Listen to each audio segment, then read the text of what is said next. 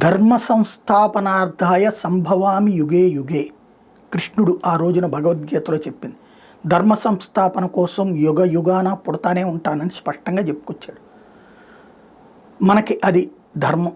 అట్లాగే సిక్కులకి ధర్మం, వాళ్ళ గురునానక్ సంబంధించినటువంటి బోధనల, వాళ్ళ స్వర్ణ దేవాలయం లెక్కల, ఇవన్నీ ధర్మద్రోహం చేస్తున్నారు. వాళ్ళల్లో చాలామంది ఖలిస్తానీలు వాళ్ళ ధర్మద్రోహం చేస్తున్నారు.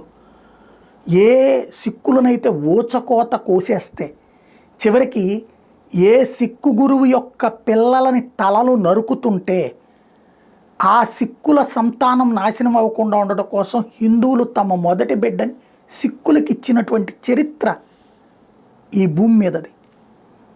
తెలియాల్సిన చరిత్రది. అలాంటి సిక్కులకి ఇప్పుడు పుట్టినటువంటి వాళ్ళు కుక్కతోక వంకరగాళ్ళు అనాలా, లేకపోతే వాళ్ళు మనుషులో పశువులో అర్థం కానటువంటి వాళ్ళు. ఎక్కడైతే కెనడాలో ఉన్నాడో, ఎక్కడైతే ఆస్ట్రేలియాలో ఉన్నాడో, ఎక్కడైతే బ్రిటన్లో ఉన్నాడో, ఎక్కడైతే అమెరికాలో ఉన్నాడో ఇవాళ ఒక ట్వీట్లు చేస్తున్నారు పాకిస్తాన్ కోసం. ఏ తలలు నరికినటువంటి వర్గానికి సంబంధించినటువంటి వాళ్ళ కోసం. భారత్లో ఉన్న పంజాబ్ని ముక్కలు చేసి పాకిస్తాన్లో ఉన్న పంజాబ్ని కలిపేసి వాళ్ళకు దేశం ఇస్తామని చెప్పేసి పాకిస్తాన్ చెప్తే ఫస్ట్ ఏమనాలా? పంజాబ్ ప్రాంతాన్ని ఆ ఖలిస్తానీలు వచ్చి తీసేసుకోవచ్చుగా, వాళ్ళ దేశం కింద ప్రకటించుకోవచ్చుగా, ఆ తర్వాత భారత్లో పంజాబ్ అడగచ్చుగా. అట్టెందుకు అడగట్లేదు అంటే వాళ్ళ ట్రాప్లో పడ్డటువంటి సన్నాసులు.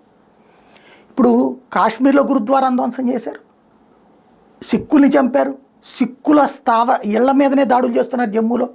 కాశ్మీర్లో ఉన్న ముస్లింల జోలికి పోవట్ల, జమ్మూలో ఉన్నటువంటి సిక్కులు ఉన్నటువంటి ప్రాంతాల మీద, హిందువులు ఉన్న ప్రాంతాల మీద దాడులు చేస్తున్నారు. అక్కడ కూడా ముస్లింలు ఉన్న ప్రాంతాల మీద దాడులు చేయట్లేదు. ఎట్ ద సేమ్ టైం మన అమృత్సర్లో ఉన్నటువంటి స్వర్ణ దేవాలయాన్ని కూల్చడానికి 3 రోజుల నుంచి అటాక్ చేస్తున్నారు. అయినా సరే వాళ్ళకి బుద్ధి రావట్లేదు. ఖలిస్తానీలు భారత వ్యతిరేక స్టేట్మెంట్లు, పన్ను లాంటి వాళ్ళ నుంచి వస్తూనే ఉన్నాయి. వాళ్ళ కోసం రైతుల పేరిట ఉద్యమాలు మళ్ళీ రెచ్చగొట్టే ప్రయత్నం జరుగుతుంది. ఏమనాలి ఇలాంటి దేశద్రోహుల్ని?